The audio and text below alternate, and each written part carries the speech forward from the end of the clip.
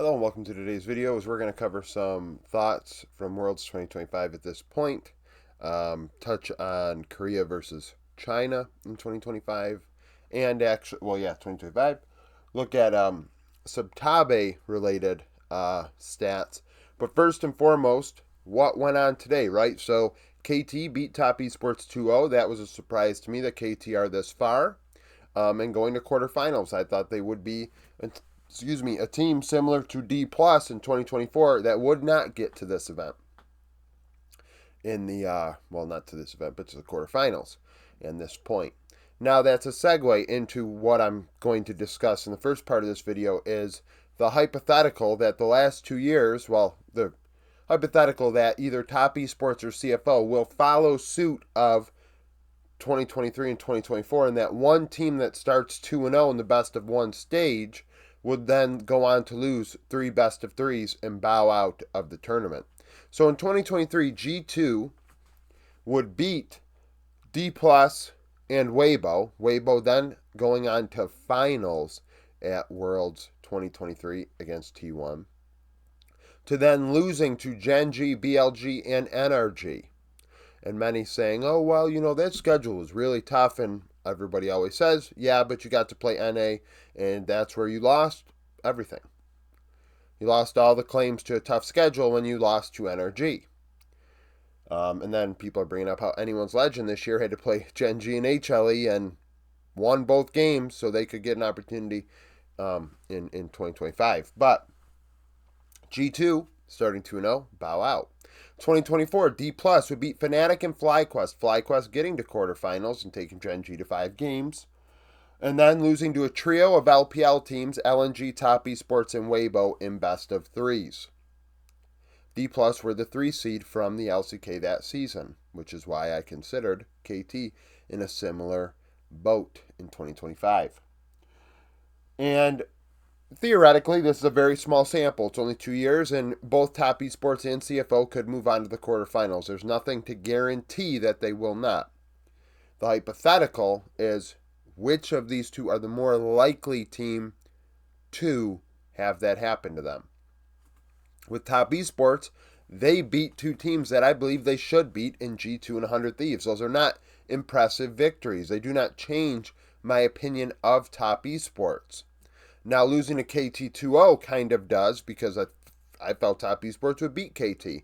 I am really surprised that Perfect, DuckDom, and Peter are still in this event at this point in time. I mean, DuckDom, I guess, in the LPL showed to be very competitive, but Peter was very lowly ranked going into this event, and maybe I allowed the community to kind of sway me a bit and drop him lower than I probably should have, but I don't think Perfect is very good, and Perfect is still here, and 369 is not guaranteed in the quarterfinals. Then you have CFO beating Fnatic, which is a game they should win, and upsetting T1 in a best of 1. And you think back to the last 2 years, and there were 2 teams, a team each year, that G2 and D Plus beat in a best of 1 that would then go to quarterfinals and have some success and even go farther in the case of Weibo in 2023. So, and I believe T1 is that a team of these 4, T1 are the most likely team to get to the quarterfinals and farther, because Faker I don't think has never dropped out in quarters in his career. So that is a thing. And then they took anyone's legend to 3 games. Theoretically, T1 could still make it, and CFO as well. That's not impossible. It's just the thought that Top Esports' reputation as an organization, the representation of themselves at first stand, makes you seriously consider Top Esports being the team that doesn't get to quarters. But CFO are the ones with the more... they have a path that's more similar to the previous 2 that causes a team to maybe not get to quarters in this format. Then I have people saying how, Korea and China, it's very lopsided this year. And I said, no, I don't think it is. They're very close going into this event. And then I thought about it some more, and I'm like, let's see what the numbers actually say on that. So what was clouding my judgment are anyone's legend.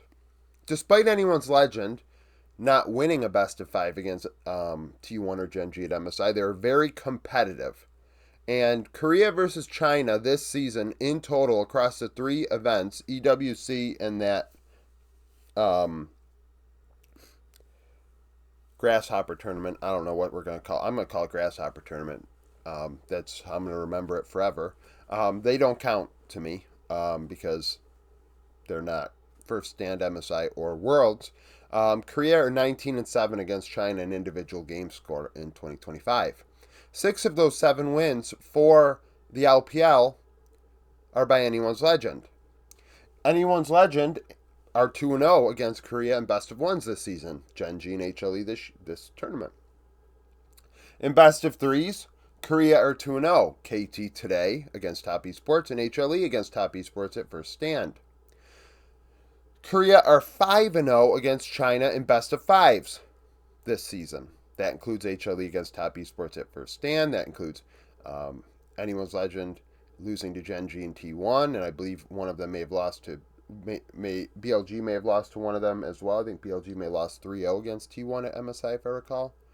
And then Top Esports against not Top T1 versus IG at the beginning of this event. So IG have the one victory that anyone's legend does not this season against the LCK.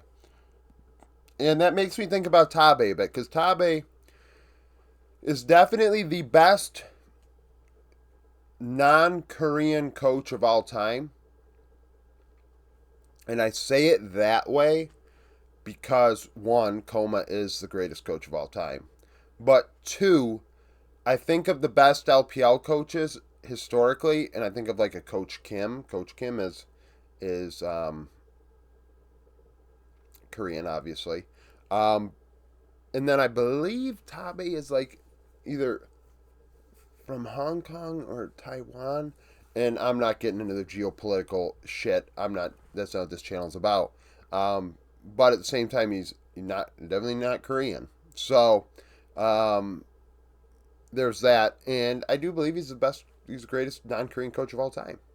His MSIs speak for themselves. He's a multi-MSI champion. He's a great player. And his numbers speak for themselves. Over his career against Korea, he is 26-21 in game score. He has a positive win rate against Korea. In best of ones, he's 7-2. Now he's 1-0-1 in best of threes. That occurring as T1 beat BLG in 2023 Worlds. But he's 5-3 against Korea in this is accurate in best of fives. A lot of that coming with NRG. Don't get me wrong. I mean RNG beating D+ and beating T1 at MSI, but he also beat Gen.g in 2023 Worlds. And has been very competitive this season within anyone's legend squad that many are surprised were, as competitive as they were this season. I mean, they had great players, but that they were, like, literally the class of the LPL. They are the best performing team in the LPL this season, internationally, and pretty close domestically. So that's a thing. 26-21. And then people say, well, a lot of that's at MSI. Well, at Worlds, he's, like, down 8-6. He's down 2 games, total game score. 2-0 in best of ones this season. He's 3-1 all time because he split with Gen.g at Worlds 2022 with an RNG squad that were run rampant with COVID, if you recall.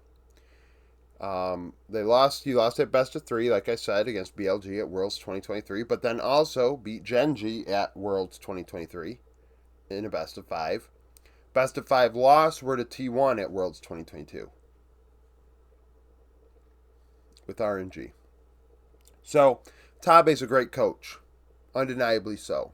And it made me, and that was spurred on by that question about Korea versus China. And because I did this video, and this is a re-recording, I fucking hate re-recording. I believe the first recording is always the best one, but I screwed up that recording, so I had to re-record.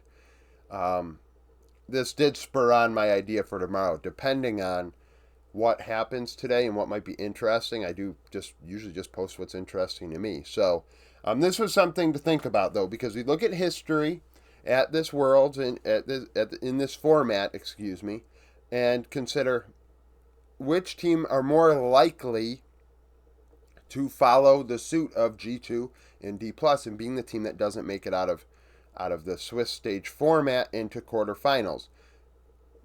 Choosing neither, I mean, although I think there is a good possibility that we will not follow suit, is not an option. I think it's just the hypothetical.